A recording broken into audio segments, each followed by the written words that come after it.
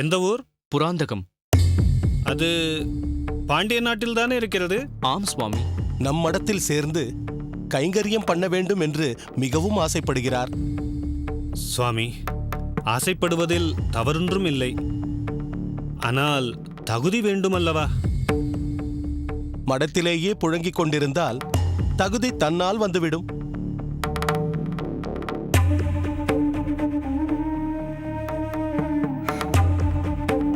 சரி, நான் அமுது செய்து விட்டு வருகிறேன்.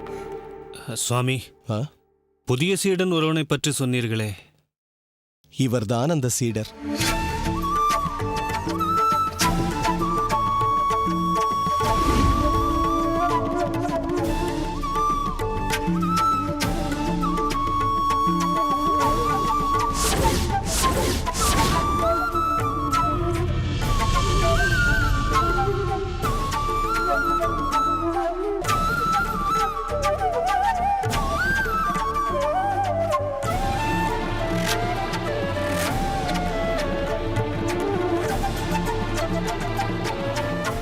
என்ன திருக்கோஷ்டியோராரே, ஏதோ பெரிய அதிர்ச்சியில் தாக்குண்டார் போல் உறைந்து போய் நிற்கிறீரே, என்ன ஆயிற்று? நம் ஆச்சாரியர் கொடுத்த அதிர்ச்சியில்தான் இப்படி உறைந்து போய் நிற்கிறேன். ஆச்சாரியர் அதிர்ச்சி கொடுத்தாரா? அதிர்ச்சிதான். இதோ இங்கு நிற்கும் புதிய சீடனை நான் ஏற்றுக்கொண்டு சிரேஷ்டனாக நான் அவனை உருவாக்க வேண்டுமாம். தங்களால் அது நிச்சயமாக முடியும். யமுனாச்சாரியார் சுவாமிக்கு தங்கள் மேல் அவ்வளவு நம்பிக்கை. களிமண்ணை கூட கற்பக விருட்சமாக மாற்ற வல்லவர் தாங்கள் என்று அவருக்கு தெரியும். எனப்பா, எத்தனையோ மடங்கள் இருக்கிறதே, அதையெல்லாம் விட்டுவிட்டு இங்கே வந்து கைங்கரியம் செய்ய வேண்டும் என்று என்ன ஆசை உனக்கு? தெரியவில்லை சுவாமி. அது எப்படி அப்பா தெரியாமல் இருக்க முடியும்? ஏதாவது காரணம் இருக்க வேண்டுமே. நான் மெனக்கிட வேண்டும் என்பதுதான் காரணம், வேற என்ன? இங்கே பாரப்பா, பனை ஓலையை பறித்தவுடன் அதில் எழுத்தாணி கொண்டு எழுதிவிட முடியுமா? தெரியவில்லை சுவாமி. எழுதிவிட முடியாது, தெரிந்து கொள். ஈரம் காய்ந்து எழுதும் பதத்திற்கு வந்த பிறகுதான் அதில் எழுத முடியும். சரி சுவாமி. நீ இப்பொழுதுதான் பனை மரத்திலிருந்து பறிக்கப்பட்ட பச்சை ஓலை, புரிகிறதா? புரிகிறது சுவாமி. அதனால் நாளையே உனக்கு ஐத்ரேய உபநிடதம் பற்றிய வியாக்கியானங்களை உபதேசிக்க தொடங்கி விடுவேன் என்று மட்டும் நினைக்காதே. சீடனாக இருப்பதற்கு சில பல தகுதிகள் வேண்டும். நம் சம்பிரதாயங்களை பற்றி நீ எவ்வளவு தூரம் அறிந்து வைத்திருக்கின்றாய், உன் மனோபாவம் என்ன என்பதை பற்றியெல்லாம் நான் மெதுமெதுவாகத்தான் அறிந்து கொள்ள முடியும். பிறகுதான் உன்னை சீடனாக ஏற்றுக்கொள்வதா வேண்டாமா என்று நான் முடிவு செய்வேன். சரி சுவாமி. நீ இப்படியே மடத்தில் கைங்கரியம் செய்து கொண்டிரு, பிறகு பார்க்கலாம். அடியேன்.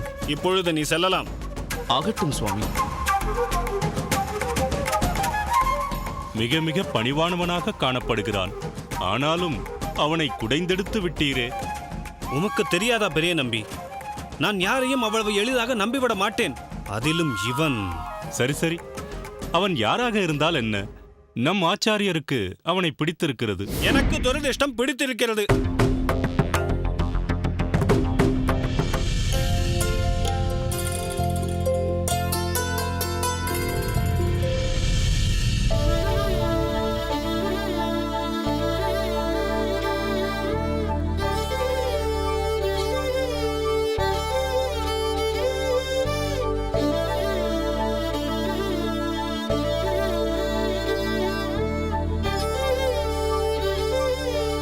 என்ன திருமலை நம்பி, ஜாதகத்தையே மறுபடியும் பார்த்து கொண்டிருக்கிறாயே, ஏதாவது சந்தேகமா? ஒரு சந்தேகமும் இல்லை. சித்திரை மாதம் வளர்பிறை பஞ்சமி, வியாழக்கிழமை திருவாதிரை நட்சத்திரத்தில் பகல் 12:27க்கு சுபஜனனம். இந்த விவரங்களை எல்லாம் இன்னொரு முறை சரிபார்த்து கொள்ளலாமா? மாமி, ஜாதகம் கணிப்பது பெரிய திருமலை நம்பிகள்.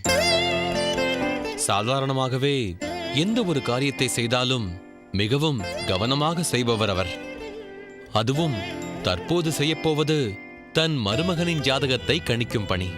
நிச்சயம் அதை ஒரு முறைக்கு 4 முறை சரிபார்த்திருப்பார் அவர்.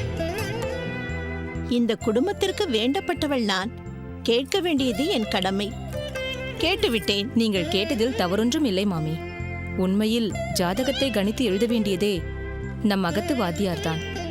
ஆனால் என் மருமானின் ஜாதகத்தை நான் தான் எழுத வேண்டுமென்று ஒரே பிடிவாதமாக இவர் அந்த பொறுப்பை ஏற்றுக்கொண்டார்.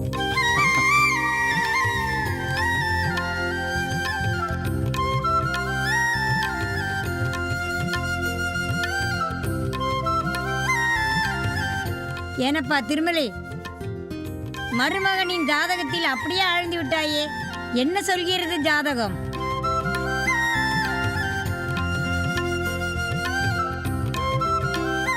சரிதான் திருமலை, உன்னைத்தான் கேட்கிறேன். என்ன கேட்டீர்கள்? சரியாய் போயிற்று. ஜாதகத்தையே பார்த்து கொண்டிருக்கிறீர்களே, ஏதாவது தோஷம் இருக்கிறதா என்று கேட்டேன். நீங்கள் எப்போதுமே இப்படித்தானா? சீமந்த மன்றைக்கு புடவையில் சற்று தீப்பிடித்தவுடன் அபசகனம் என்று சொல்லி எல்லோரையும் நோகச் செய்தீர்கள். இப்போது இப்படியா? அதெல்லாம் ஒன்றுமில்லை. பேஷான ஜாதகம், தோஷமுமில்லை, ஒன்றுமில்லை. உங்கள் கேள்வியில்தான் எல்லாம் இருக்கிறது. அண்ணா, நன்றாகத்தானே இருக்கிறது ஜாதகம்? நன்றாகவா? ஸ்லாகியத்திலும் ஸ்லாகியமாக இருக்கிறது. சரி, வித்வத் எப்படி இருக்கிறது? அப்பாவை போல ஊர் போற்றும்படி இருப்பானா? பாட்டி, கொஞ்சம் சும்மா இருங்களேன்.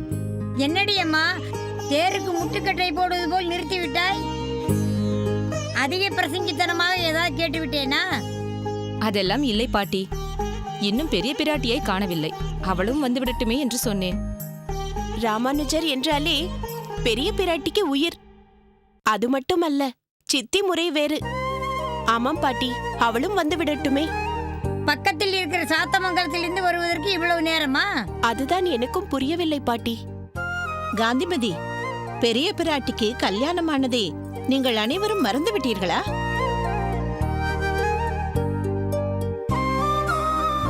புக்ககத்திலிருந்து போட்டது போட்டபடி கிளம்பிவிட முடியுமா? அகத்துக்காரரையும் கையோடு கூட்டிக் கொண்டு வர வேண்டாமா? நீ சொல்வதும் சரிதான் அமுதா. எனக்கு நன்றாக நினைவிருக்கிறது. 40 வருடங்களுக்கு முன்னால் என் தங்கைக்கு நிச்சயதார்த்தம். நான் படபடவென்று கிளம்பிவிட்டேன். என் மாமியார் முகத்தை சிடுசிடுவென்று வைத்துக் கொண்டார். என் அகத்துக்காரரோ மைத்துனிக்கு நிச்சயதார்த்தம் என்ற நினைவே இல்லாமல் அம்மாவுடன் வாத்சல்யத்துடன் உரையாடி கொண்டிருக்கிறார். நான் தவித்து தண்ணீராய் போய்விட்டேன். பாட்டி, பெரிய பிராட்டி ஏன் வரவில்லை என்று கேட்டால் நீங்கள் உங்கள் மலரும் நினைவுகளை நினைக்கத் தொடங்கிவிட்டீர்களே.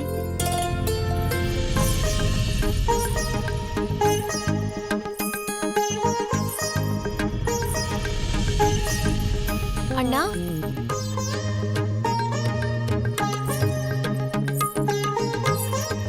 வாமா, உட்கார்.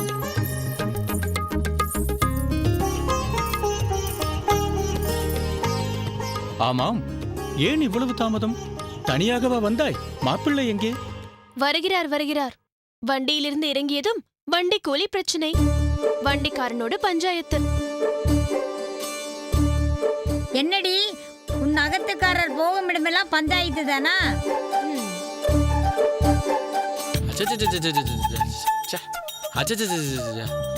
ஊரில் அக்கிரமம் மலிந்து விட்டது. கேட்பாரே இல்லை. சாத்தமங்கலத்திலிருந்து இங்கு அரைக்காத தூரம் கூட இல்லை. 4 காத தூரத்துக்கு கூலி கேட்கிறான் வண்டிக்காரன். அவன் கேட்பதற்கட்டும், நீ கொடுத்தாயோ? கமலநயனரிடமிருந்து அவ்வளவு எளிதாக காசை கறந்து விட முடியுமா என்ன? நான் பாதிதான் கொடுத்தேன். கொடுக்க வேண்டியதுதானே மாப்பிள்ளை. அப்படித்தான் கேட்பார்கள். அவர்களும் பிழைக்க வேண்டும் அல்லவா? சரிதான். அவர்கள் கேட்பதையெல்லாம் கொடுத்து கொண்டிருந்தால் தலையில் துண்டை போட்டுக்கொண்டுதான் போக வேண்டும்.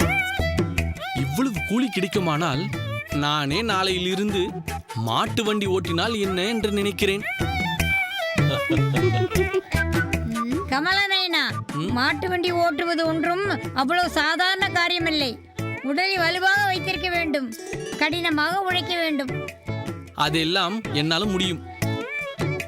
சாதாரணமாக 4 பேர் வந்தாலும் என்னால் மாட்டு வண்டியை ஓட்ட முடியும். ஆனால் என்ன, உங்கள் அளவில் யாராவது வந்தால்தான் சற்று சிரமமாக இருக்கும். என்ன கமலநயனா, கோவிலில் வாங்கியதை மறந்து விட்டாயா?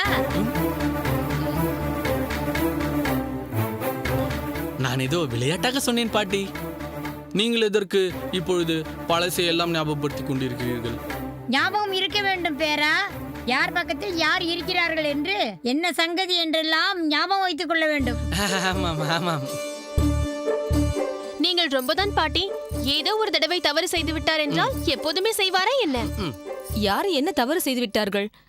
நீங்கள் பேசுவது ஒன்றும் புரியவில்லையே. உனக்கு புரியாதுதான் மகளனாச்சியாரே. மாமி, இப்பொழுது நீங்கள் ஒன்றும் புரிய வைக்க மெனக்கட வேண்டாம். இதை அப்படியே விட்டு விடுங்கள். அக்கா, ராமானுஜரை கொடு. வா வா வா வா.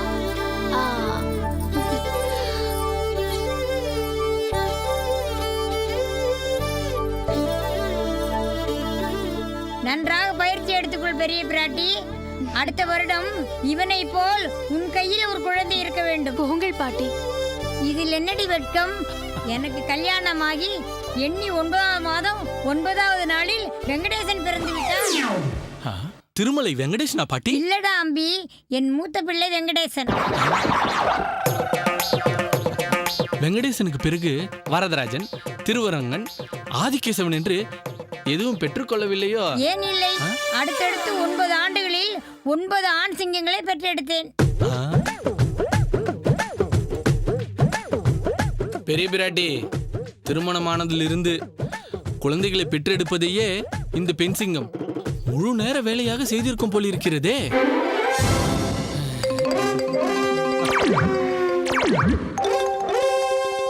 சோமயாஜி, பாட்டி கேட்டாள், குழந்தை ராமானுஜன் ஊர் போற்றும்படி இருப்பானா என்று.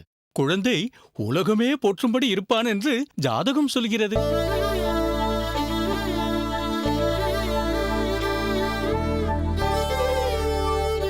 கேட்டாயா காந்திமதி? உன் பிள்ளை உலகமே போற்றும்படி வாழ்வானா? இதை கேட்க எவ்வளவு மகிழ்ச்சியாக இருக்கிறது.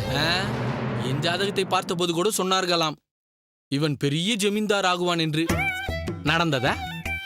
தர்பையை இடுக்கிக் கொண்டு தட்சணை எவன் அதிகமாக கொடுப்பான் என்று நான் பாடுபடுவது எனக்கல்லவா தெரியும். மாப்பிள்ளை, உங்கள் ஜாதகத்தை தவறாக கணித்திருப்பார்கள். அதை விடுங்கள். இப்போது உங்களுக்கு என்ன குறைச்சல்? வாழ்க்கை நன்றாகத்தானே போய்கொண்டிருக்கிறது. ஏதோ போய்கொண்டிருக்கிறது. காந்திமதி, நன்றாக கேட்டுக்கொள்ளம்மா. ராமானுஜன் சாதாரண குழந்தை அல்ல. எண்ணெய் ஆடும் செக்கிலிருந்து வெளியே தெரித்து விழுந்த எள். இவன் ஜாதகத்தில் பல விஷயங்கள் எனக்கு சூக்ஷ்மமாக தெரிகின்றன.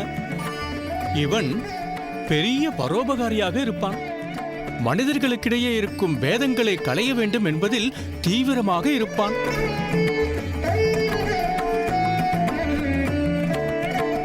இந்த ராமானுஜன் வருங்காலத்தில் இந்த உலகமே மெச்சும் பெரிய மகானாக இருப்பான்.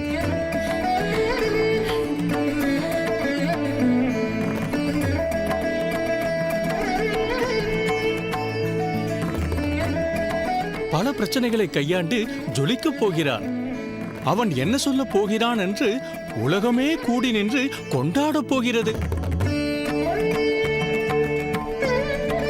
பெற்றோரும் மற்றோரும் ஊராரும் உலகத்தாரும் மெச்சுகின்ற அளவிற்கு இந்த ஜாதகத்திற்குரியவன் விளங்கப் போகிறான்.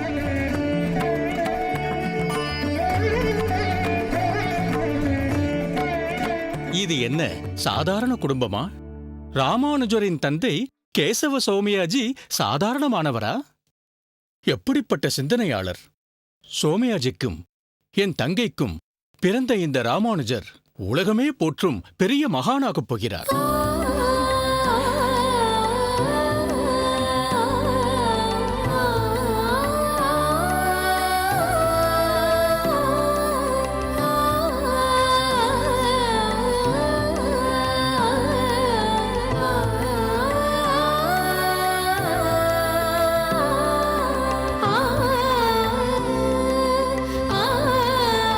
இன்னும் இதை மட்டும் சொல்கிறீர்கள்?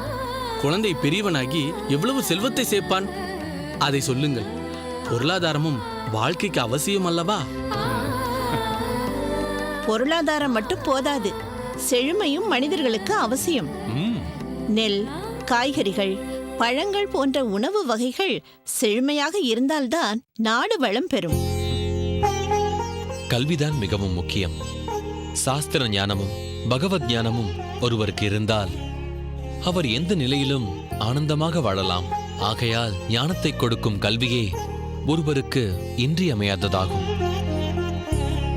வேண்டுமென்றால் ஒன்று செய்யலாம். என் குழந்தை பிராயத்தில் பார்த்திருக்கிறேன். குழந்தை என்னவாக போகிறான் என்று தெரிந்து கொள்ள அதன் முன் நிறைய பொருட்களை வைப்பார்கள். ஒரு தட்டில் பொற்காசுகள், ஒரு தட்டில் நாணயங்கள், ஒரு தட்டில் கொழுக்கட்டை போன்ற பக்ஷணங்கள், ஒரு தட்டில் திவ்ய பிரபந்தம், இத்தியாதியும் இருக்கும். குழந்தை பொற்காசுகள் இருக்கும் தட்டை தொட்டால் பொருள் சேர்ப்பதில் குறியாக இருப்பான். தானியங்களை தொட்டால் விவசாயத்தில் நாட்டமுடையவனாக இருப்பான். பக்ஷணங்களை தொட்டால் போஜனப்பிரியனாக இருப்பான். திவ்ய பிரபந்தத்தை தொட்டால் பக்திமானாக விளங்குவான். என்ன கமல நயனரே, நீங்கள் குழந்தையாக இருந்தபோது எதை தொட்டீர்கள்? அதில் என்ன சந்தேகம் அமுதா? கமலநயனன் கொழுக்கட்டை தான் எடுத்திருப்பான்.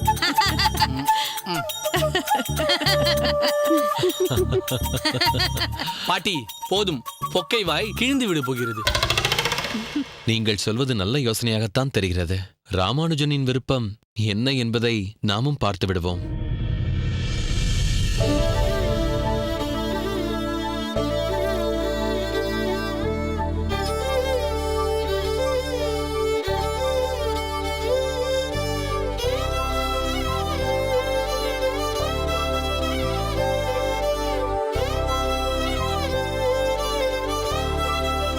ராமானுஜா, போய் தொடு.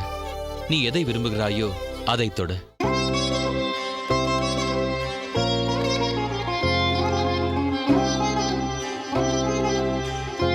ராமானுஜா, பொற்காசுகள் உள்ள தட்டை தொடு. அருள் இல்லாருக்கு அவ்வுலகம் இல்லை, பொருள் இல்லாருக்கு இவ்வுலகம் இல்லை. பொற்காசுகளை தொடு. ராமானுஜா, எதை தொடப் போகிறாய்? கொழுக்கட்டை தான். குழந்தை வேறதை தொடும். இல்லை, அவன் காசுகளை தான் தொடுவான்.